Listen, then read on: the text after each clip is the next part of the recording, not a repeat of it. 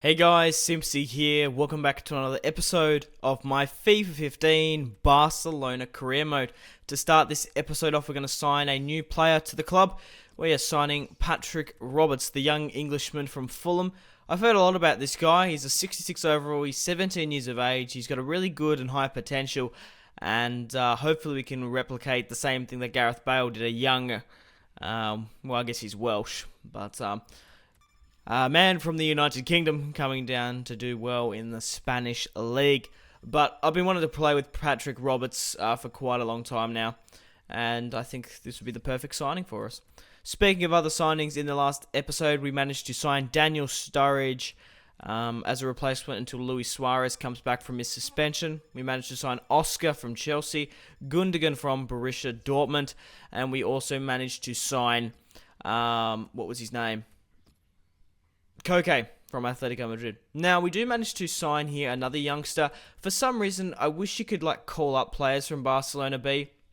I was looking at for some young players to go out and sign, and I actually found a couple in Barcelona B. And I did manage to sign. I don't mind playing 4 million. We've got so much money. It's just 4.9 million. It's absolutely ridiculous the amount of money we have. But I really wanted to bring this young Spanish left back into the side.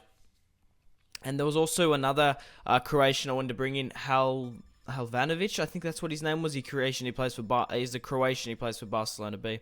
But guys, I'd just like to thank each and every single one of you who have left a like on the first video, or a comment, you favorited, or you subscribed because of that series. You guys are absolutely fantastic. You showed so much support, and that just gives me more, support to continue on with the career mode and keeps me motivated, which is absolutely fantastic. So remember to leave a like on this video to support this series and my channel.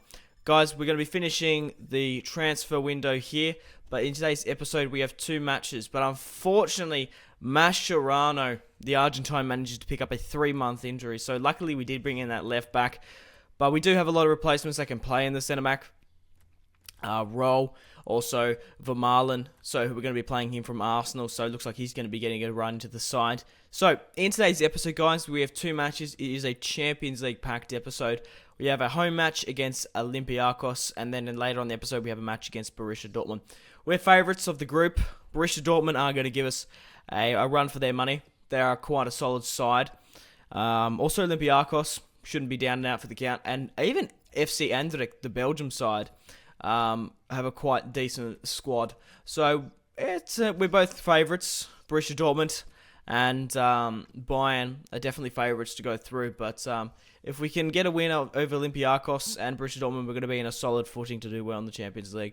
But let me know in the comment section down below, guys. Where do you think I'm going to end up in the league? My main objective is to win the league and win the Champions League, and I reckon that's accomplishable with the amount of squad depth we just brought in.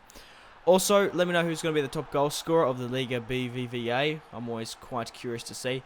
But Neymar starts off the scoring here just before the 12th minute against Olympiacos, cutting back inside, hitting with that right-hand foot straight past the goalkeeper. And it was a really nice shot there. I love it when they hit the outside of the foot, and there was no way in hell the goalkeeper was going to say that. But Neymar was just having a really good match here, weaving and waving. I don't know, just weaving and waving all past the Olympiacos defense. And he really does make mincemeat of them, celebrating there with Iniesta. Makes it 2-0, and there was no way they could just contain with Neymar going near post OP. 2-0 down at home. 2-0 up at home, sorry. Is a good result so far. But Olympiacos, like I said, they're not down and out for a count. Mitroglou has gone back to Olympiacos. I'm not too sure if he's gone on a permanent deal or he's gone back on loan, because he was playing for Fulham at some point. But I only just noticed him playing there. Like I said, Olympiacos do have a lot of good sides here, and they were containing the football quite well. They managed to find the head of Mitroglou, or Mitroglou, however you pronounce it, but his header went wide. Neymar manages to find Messi, and the little Argentine puts one to the back of the net to make it 3-0 just before the 42nd minute. So at this point, I was quite confident to go through and win this first leg against Olympiacos. And basically, we're just trying to get up the goal scoring for the club. So sorry about that, guys. I just got interrupted. But we're really quite winning over Olympiacos here, without a doubt. We do manage to get a free kick here in a very dangerous situation. And I was curious to see who's my best free kick taker, and it's actually Rakitic. Rakitic steps up to the occasion, puts one into the top left-hand corner, and what a goal by Rakitic, and what a player he is. I'm really quite happy to see that he did sign for Barcelona. Well, it was technically no, it was this year, wasn't it? But a good goal there from Rakitic. The Barcelona Croatian. He reminds me of Modric a lot, but a very nice goal there into the top left to put this win without a doubt and put us 4-0 up against Olympiacos, which is going to just push our aggregate up in the group stage. But what a fantastic free kick. I swear, in my Real Madrid and Barcelona career mode, I couldn't see, my Real Madrid, my Manchester United career mode, I just couldn't seem to score free kicks, but in this career mode and my Newcastle, I can just score free kicks 9 times out of 10. But Olympiacos were still trying to get one back here. They do manage to get the shot off, but PK, the big Spaniard at the back, manages to shut them down. They do manage to get a corner kick here, and it was Afellay, the former Barcelona Netherlands man, to get the corner off here. But Daniel Sturridge, fresh off the bench, trying to get his goal. He manages to backheel it to Messi, but unfortunately, we couldn't quite get up onto it. We managed to win 4-0 over Olympiacos. Neymar managed to pick up the man of the match in 2 goals. Messi and Rakitic managed to pick up the other 2. But guys, this is not the last match. In today's episode, we have a match against Borussia Dortmund, which I really can't wait to show you guys. It's going to be a very interesting match. Will they cope without Robert Lewandowski? Obviously, he's going to Bayern.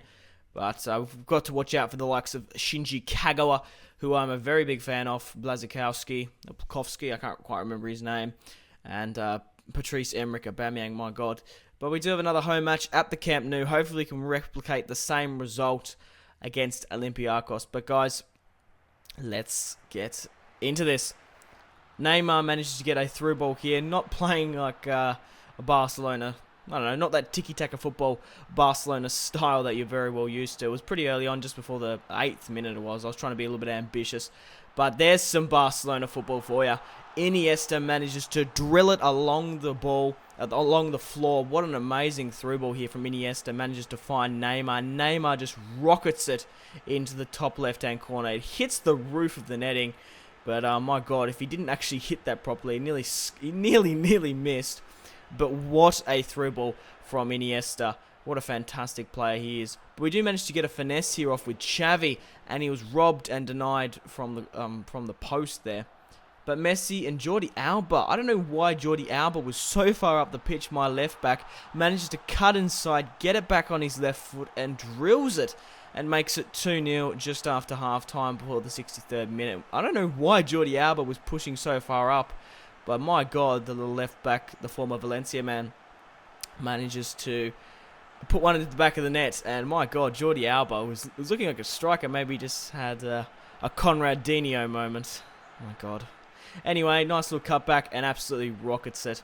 And there was no way that the Borussia Dortmund defense were going to do that. It looks like they were even jostling for position, Hummels. And I'm not too sure, that might have been Socrates or Socrates, I can't quite remember. But Neymar manages to find Koke, and Koke, my God, blasts it wide. But Borussia Dortmund were pushing too many players forward, trying to get one back. We managed to through ball it here, and a nice tramp to Daniel Sturridge in the 90th minute to make it 3-0. Quite upset then Koke didn't get a goal, but it was good to see Daniel Sturridge put another one in the back of the net. But like I said, Borussia Dortmund were pushing way too many players forward, trying to get a consolation goal, and they actually ended up exposing their defense quite horrifically, and Daniel Sturridge manages to punish them for that. So guys, thank you very much for watching. If you've watched all the way through, I really do appreciate it. Remember to leave a like to support this series and my channel, and I'm going to be bringing out more FIFA 15 career mode as always for you guys. Thank you very much for watching. Simpzy out.